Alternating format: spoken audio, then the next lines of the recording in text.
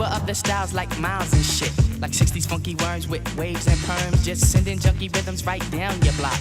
We beat to rap, what key beat to lock, but we beat to rap, what key beat to lock. We beat to rap, what key beat to lock, but we beat to Hey, what's going on, guys? It's Carlo here. I appreciate you guys watching this video. If you could, make sure you hit the like and subscribe button, as well as follow me on my Instagram at _C2boxing for all the latest reviews on gear, updates, and much more. Hey, what's up, guys? Carlo here, and today I wanted to go over the best shoes to use for running and doing road work in. If you're in any kind of combat sport, whether it's boxing or MMA, you're most likely doing some form of road work for conditioning. So it's really essential that you have a good pair of running shoes to protect your feet. Just like you have a good pair of gloves to protect your hands, your feet are super important in making sure that you can go for longer distances, run faster, and just get the kind of conditioning that you need. Too often I see guys using shoes that aren't meant for running. They use regular athletic shoes that don't offer the same support and cushioning that a running shoe does. So it's really essential that we get the right pair of shoes. Now, in order to determine what kind of shoes we need to determine what kind of feet you have. And a way to do that without actually going to like an expensive running shoe store is you could do the wet test at home. And the wet test, if you see the link in my description box as well as on the screen, the wet test is basically getting yourself a shallow pan or a bucket full of water and a piece of paper. It could be newspaper, some kind of thick parchment paper. Put your foot in the water, submerge it all the way, take your foot out, put it on the paper to create an imprint on the paper of your foot.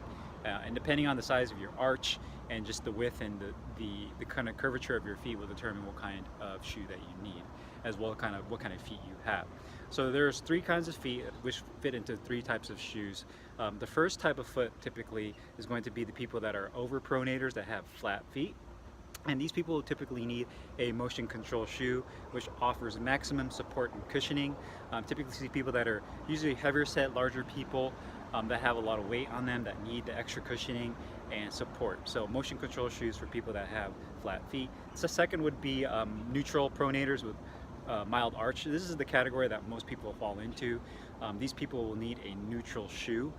This offers a kind of a little bit of everything. It has good amount of support, good amount of cushioning, and a good amount of feedback, so when you're running on the road you can really feel the road beneath you while you're running.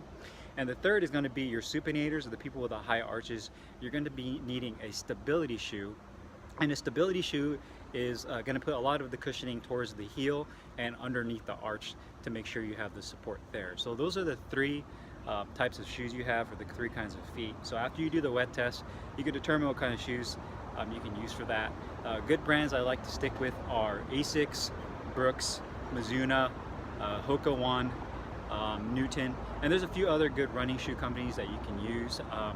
And I would always stick with these companies because they really specialize in making shoes for runners. The technology they use, the kind of foams, the kind of cushioning they use, you can really feel the difference when you run in them compared to regular athletic shoes. So it really also depends on your kind of foot, and if you have a narrow foot as well. If you have wider feet, companies like ASICS and Brooks offer wider sizes like 2E and 4E. So make sure that you also get the right width. That way you don't get a lot of rubbing on your feet, on the corners of your feet here, which could create calluses and really a lot of discomfort. So if you have a normal to a narrow sized foot, you can usually get away with like Nikes or Reeboks. But if you have a wider foot, I would steer clear of those and maybe move towards the Brooks, ASICS, and Mizuno, where they give you wider sizes. I hope you guys found this video helpful. If you guys have any questions or comments, make sure you guys put them down below, and I'll see you guys next time.